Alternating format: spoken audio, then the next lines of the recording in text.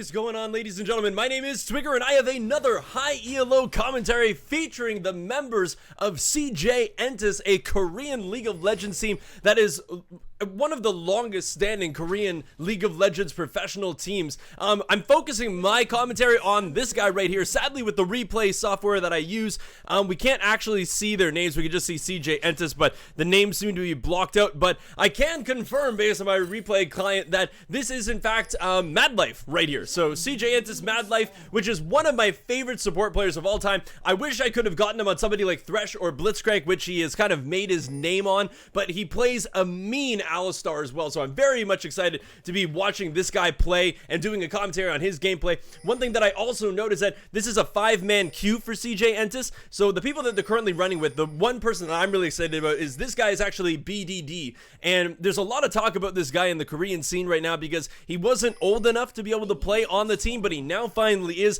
and he's made quite an impact on the scene. He's incredibly talented, and I'm excited to be seeing him on somebody like a Zed, who really in North America and Europe is kind of fallen off. You don't see him very frequently anymore, but in Korea, they still love using him, still think that he's incredibly strong. It looks like up in the top lane, we have Untara, another member just of the CJ Entus team. Bubbling is in the jungle playing as Rek'Sai, and then we've got Kramer on the Sivir. So a pretty stacked team. CJ Entus going up against this other team. I confirmed that Ignar over on this Thresh is part of KT Rolster, but the other members are not, so it's not like it's a 5v5, but we already have Alistar and Sivir going incredibly aggressive on the enemy jungler, the duo jungle that they had with Gangplank and Kindred, and they managed to force them off. They didn't even get the big wolf down here, so they have to go all the way over here after taking an insane amount of damage from the wolves and from Alistar and Sivir. They have to come and do their raptor camps instead, so a huge play coming out of the red side, and because it looks like right now the red side is just going to go and use their duo jungle to hopefully clear out this blue. So fantastic little play from them. Looks like Thresh, while that was all going on, trying to get some coverage over here, and did see that they didn't take their blue. So I'm assuming that the blue side currently realizes that they're stealing their jungle, their blue side. But they might go up and take the red side's blue buff. Who knows right now? But a little bit of damage going down onto this Azir. The exhaust coming down from Azir onto BDD, but it looks like he's just going to disengage from this one. Summoner spell being burned from Azir, definitely worthwhile for the Zed. But now we've got the entirety of the red team. It looks like the jungler not coming up quite yet. Bubbling deciding that he wanted to take out the remainder of Kindred's jungle. But 3 people onto this turret, going for a fairly fast push on this top lane turret. Kindred a little bit far behind on this one. It's just kind of showing the coordination that 5 members of a team can have versus what looks to be solo queue from the other side. Or maybe just a couple of friends playing. But it is definitely a difference right now, but the turret's taking a similar amount of damage. We're currently sitting about half HP for that turret, about quarter HP for this turret, so we're going to be a few seconds off, I think, in terms of the deaths of the turrets, but it's going to be very close. So nicely done on both sides to get that first turret down. Well, I'm not going to say it yet because they haven't gotten the turret down quite yet.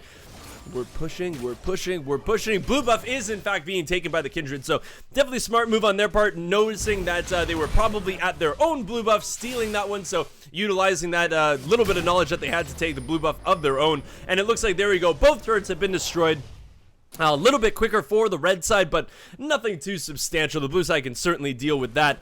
And now it just looks like we're kind of back to the good old farming game. Junglers going at it in the jungle with their minions, and everybody else just trying to farm up. The top laners, of course, trying to get as much farm as humanly possible with the waves that are currently kind of bouncing back into their lanes. But right now we see a little bit of an advantage in the Gangplank side. But Nautilus, of course, doing a fairly decent job up top, trying to get as much farm as possible. Looks like the Kramer, the Sivir, is going to be back into the lane, pushing the Gangplank out. Looks like Alistar wants to try to make something happen here, but he is level 2 to a level 3 Gangplank, and I don't think you're going to want to dive underneath a turret here. A pink ward going down from Madlife as well. He is really trying to stop this Gangplank from going back. He's playing so aggressively, so this is exactly what I like to see from Madlife, is just this hugely aggressive style of play, because while this was all going on, they're trying to get this Nautilus down to start double jungling with the Rek'Sai again to get him more experience, but they're probably going to try to do the same thing for the Gangplank, but because he took so long with Madlife just absolutely harassing the crap out of him, he's going to be so far behind. He's still just walking up to try to get with this Kindred to try to make something happen in the jungle, but while that's all going on, Nautilus is already coming down to start, I believe, pushing down this bottom turret. And it looks like Gangplank kind of doing the same thing, but you can just see why I love commentating on other regions is this exact reason, just the differences in playstyles that I just feel like you don't see in other regions. While all this is going on in the top lane, they are going to try to push this turret down, but since they had a little bit of an advantage bringing the Nautilus back so early, it looks like the Rek'Sai and Madlife have been able to start off with the first dragon of the game. Doesn't really mean a lot, the 6% AP and AD in the early portions of the game, but definitely a thing worthwhile because only 5.5 minutes into the game, that means it's 20 minutes away from possibly a 5th dragon, which we're probably going to get to 25 minutes into the game. I can almost guarantee that one. So if they are on point with their dragon takes, it could very well be a 5 dragon game if the blue team isn't smart about stopping them. But once again, trading the 2 turrets. Now both top and bottom lane turrets for both sides are currently down. But the first dragon going in favor of CJ Entus. Kind of looking down in the scoreboards here, 12-13 in the top lane, fairly standard, fairly even in the jungle as well, 17-23, 30-33 in the mid lane, 36-33 in the bot lane for the ADC. So it's actually an incredibly even game right now, 9.6k to 9.3k, really not that big of a difference at all, a couple CS here and there, but right now it looks like the blue team going for that Rift Herald buff. Very smart decision. I think, yeah, they're going to put it onto the Kindred, try to utilize that to hopefully maybe push down the mid lane turret or a second tier turret up in the top lane or in the bot lane. And just one thing that we have to note, there are no kills yet. It's been 6 minutes and 40 seconds and no one's really looking for these team fights. I think that the kill is gonna happen in the mid lane. I can almost guarantee that. Like, now we've got level 6 on both the mid laners, and I feel like these guys are both aggressive enough. Yeah, here we go. The exhaust going down onto the Zed. The Emperor's Divide is going to push him away. It looks like the Zed is going to have enough to take down the Azir with the Ignite. Just barely not enough for the Azir to pick up a return kill on BDD, but he's just showing his talent on that Zed, getting in there, even through being pushed back by the Azir ultimate. Not having enough to actually clean up the Zed means that Zed's going to walk away with first blood and the first kill of the game. Just a couple of things that I'd like to mention just in regards to buys here. Very smart idea from the Zed, picking up that Hex Drinker as early as possible. Of course, you never want to underestimate the amount of magic damage that's going to be coming out of an Azir, and it gives you AD, but it also gives you that magic shield, which is fantastic. It can really save your life in those kind of tougher close range situations. But another interesting purchase from both of the ADCs, which you almost never see in America unless it's like Wild Turtle playing Ezreal, is the Cull. Like, Cull is on both of these ADCs. Now, the Cull is, it doesn't really help your stats very much, like 7 attack damage, 3 life on hit, but the important part is the passive, that killing a lane minion grants 1 additional gold, killing 100 lane minions grants an additional 350 gold. So, basically, what this item is for is that you don't really want to engage on anybody. You don't really want to fight, but I'm actually going to talk about the gank here. Looks like the Azir is going to go down to BDD, but he's probably going to trade his life for that one. He is going to go down, Kindred picking up that one. So, very nice little gank there, just happening to catch the Zed while he was being aggressive towards the Azir. But the Cull is basically just, these guys want to farm up. It gives them more gold. They want to get to their power spikes quicker rather than later. So they're going for the Cull to get as much gold from farming as humanly possible. Go back, pick up their items, probably sell the Cull eventually, and get to those power spikes fairly early so they can start team fighting or pushing down turrets and objectives faster. So right now, just in terms of the farm though, they both have the same idea, but they're both so even in farm, 72 to 68. Really not that big of a difference between the ADCs, so I think they are both playing this very well. Looks like the Lucian going for that BF sword as his first major buy going back. Curious to see what the Sivir is going to build, but probably going to be going for something along the lines of an Essence Reaver first. Just makes sense with the Warhammer that's already in her inventory. But all in all, it's just been kind of a fairly standard game, I have to say. Not really a lot of action happening, just a bunch of farming, a couple kills happening in the mid lane. Not really a lot of ganks happening yet. We've only really seen the one gank happening from the Kindred, but nothing really happening from the Rek'Sai. Ultimate coming up from the Rek'Sai, getting down over to his red buff. And we got a lot of pings going on, but not a lot of action. And also, like, when you just look down at the CS, it's just not really that big of a lead accruing for anybody. Like, about a 10 CS gold. Well, actually, no, it's gonna probably even up in this mid lane as well. So, yeah, very, very even game that we have going on here. But a 15.2k gold for the red side and 14.9k for the blue side. So we are seeing a couple hundred gold difference, but the teleport coming down from the Nautilus, the exhaust going down onto the Thresh, taking a lot of damage, is going to get Dredgeline and brought in. It looks like CJ Entus Kramer is going to pick that one up. Sivir getting her first kill of the game. Now the Kindred looking like she's being chased down. Auto attack coming out of the Nautilus is going to be enough to pick up that kill, locking her down just long enough for the entirety of CJ Entus to collapse in on that kill. Very well done, very well timed by CJ Entus to collapse in on that that just kind of roaming team at that point, getting the exhaust out onto the Thresh. Normally you would say that you wouldn't want to use your exhaust on somebody like a Thresh. Normally you want that for damage mitigation on one of their carries, but Madlife just seemed to see an opportunity to get a couple kills, and he took it. The ultimate coming down from Zed onto the Azir. The Azir's going to use his Emperor's Divide, but it's actually not going to land on anybody, and he's going to be taken down by the Zed ultimate. BDD really showing his strength on that champion. The hook is going to miss from Thresh and not going to connect onto that Nautilus. It looks like the Lucian just trying to do a little bit of damage to him while he's here, but looks like that was just a free kill for BDD on that Zed, also not picking up double buff. And while all that's going on, CJ Entus is in the bot lane with 3 members taking down the second tier bot lane turret, and it just looks like the blue team just not all on the same page right now. Kind of walking around in different areas, not really getting the ward coverage that they need, and not collapsing in when they need to, but they were definitely caught out by that Nautilus teleport in the mid lane, which led to a couple kills and then led to another kill in the mid lane and the second tier bot lane turret. So we're just seeing a solid amount of communication coming out of this CJ Entus lineup. So definitely excited to see how this game progresses, but if you guys should definitely be watching the LCK, one of the most fun things to watch. I love watching Doa and Monte Cristo do their commentaries over these LCK games. They're really, really good. So if you guys are looking for really high quality Korean commentary, well, it's not in Korean, but it's Korean games, with some of the highest level games that you'll ever see, definitely check them out. They're tons of fun to watch, and they're all on YouTube as well, so definitely check those things out. But we're seeing the Thunderlord Sprout coming out of this Zed. He is going to jump in on this. He cancels his auto attack, which might have actually been able to kill the Azir, but I guess just cancel it right at the last second. But it looks like it's not even going to really matter, because the second tier top lane turret is now dead in favor of CJ Entus, and we're now sitting at a 21.7k to a 17.7k gold lead. Sorry, not gold lead, but just gold, yeah, gold lead for the red team. So definitely a couple thousand gold in favor of them. When we were just talking a couple minutes ago, it was just a couple hundred gold lead, but now we're talking a couple thousand simply because of those turret takes. Right now, it looks like they are taking down this Rift Herald. Not sure who they're going to give it to. Probably going to give it to somebody like the Sivir, who's going to be split pushing, I would assume. Am I right? Am I right? Oh, I'm totally right. Look at that. Caster gift, ladies and gentlemen.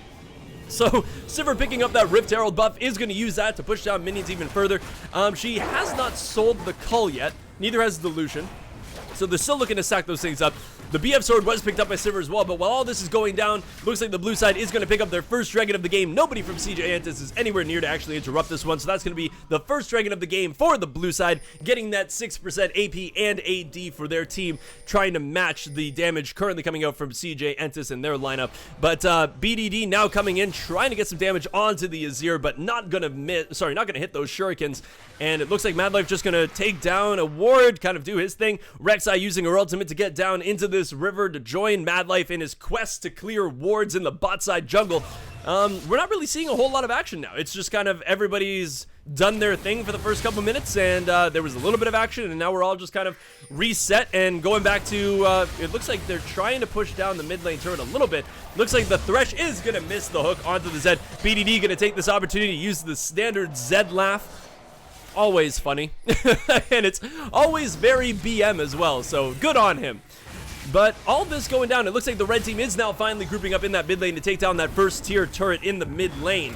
The Gangplank ultimate coming down is going to probably prevent these guys. The Cannon Barrage does do a lot of damage and clears out minions very quickly, so going to clear out that wave to guarantee that that turret doesn't go down this wave. But the problem is now with the Azir kind of going B, it seems, they're not going to have any wave clear to take down the minions that are coming into this turret. The Azir is now B. The Rift Herald buff is now on the minions. They're going to take down this turret very, very quickly. Even with the GP barrels coming up, I don't think it's going to be enough to actually clear anybody out. No, it is not. So there we go. It looks like the ultimate coming down, though, from the, the ultimate coming from the Nas onto the Callista. Sorry, the Kindred. But it looks like she's going to get cleaned up anyways, being headbutted out of her own ultimate to make her vulnerable again, and she is going to be taken out. I don't know why Callista sounds like Kindred to me, but the great play play from Madlife. You know, the Kindred ultimate coming down, making her invulnerable, making her sure that she's not going to die and also get healed at the very end. But if the Alistar knocks the Kindred out of that ultimate, she is very vulnerable and very well will die, and so gets picked down very, very quickly. The Thresh once again missing another hook. Rek'Sai coming in now. Looks like BDD using his ultimate onto the Azir is going to take him down immediately.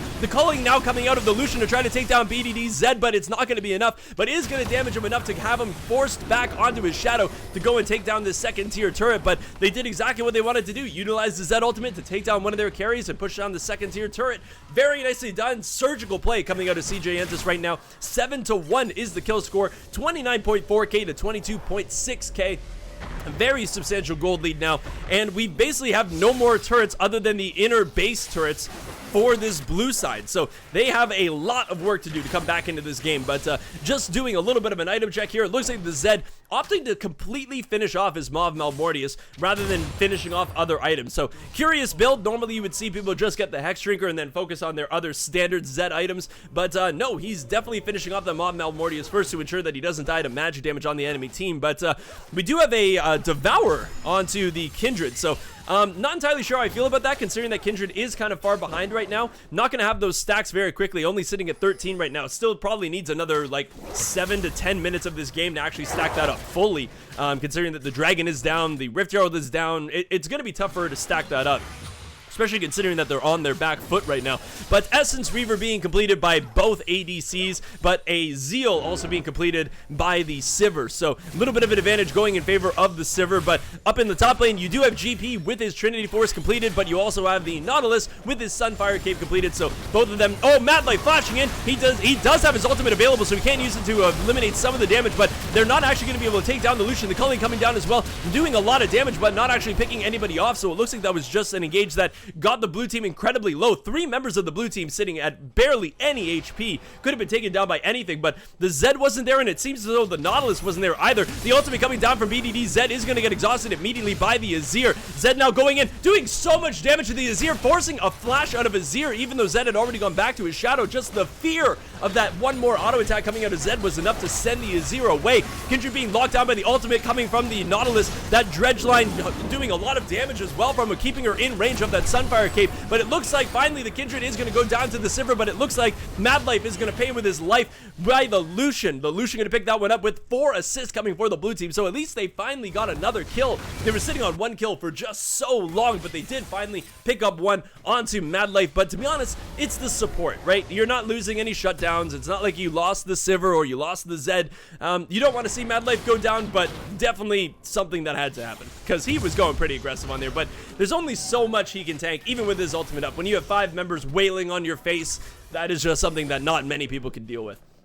Especially considering that we're only 17.5 minutes into this game, really. So it's not like Alistar is overly tanky. He has an Aegis of the Legion, and that's about it, right? A little bit of health coming from the Sightstone and from the Relic Shield, but that's about all he's got. He's opted for the mobility boots to get around the map very, very quickly, but also opted to get, I believe it's Alacrity, right? No, Distortion. Sorry, my fault. This is the one that reduces the the cooldown of teleport and flash, so he's basically looking for those spotlights. But Zed coming in is going to get pushed back immediately. Sorry, I all of a sudden decided that I wanted to choke and die at that exact moment.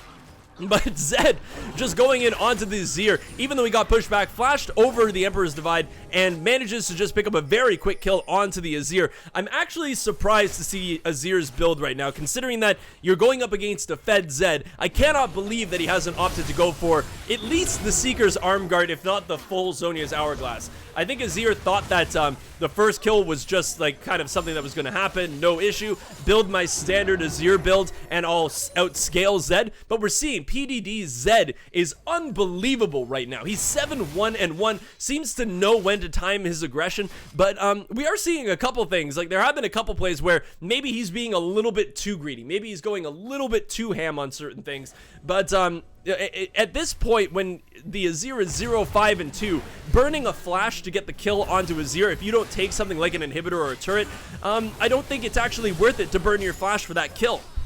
I probably would have just ultied and then possibly used your shadow to get back from the Emperor's Survive. But a great dredge line landing onto the Lucian, taking about a quarter of his HP with that Sunfire Cape, the dredge line, and then an auto attack. So very nicely done from the Nautilus, just keeping the Lucian away. The culling coming down as well, trying to clear out some minions, but also provide some damage. Looks like the Gangplank ultimate Cannon Barrage coming down as well. The box has now been laid down onto the ground, doing some damage to Rek'Sai, but Bubbling's just going to walk away from this one without much concern at all. The one inhibitor down in the bot lane was already taken, and looks like the second inhibitor is going to be going down in the mid lane, and there's just nothing that the blue team can do about this right now. Everybody on the red team is just so damn strong. Kramer looking like he's taking a couple shots, Sivir going down pretty darn low, but it looks like the Kindred now trying to jump in onto this Rek'Sai, but it's not going to be enough to do really anything to him. She's just so far behind and still doesn't have Sated Devour, so once again, I just think not really a great pickup for the Kindred to get a Devour. Would have much rather seen something like a Warriors enchantment, but the ultimate coming down from Kindred as well, not entirely sure what that was about. It might very well be a surrender vote for the blue side. I'm not entirely sure quite yet, but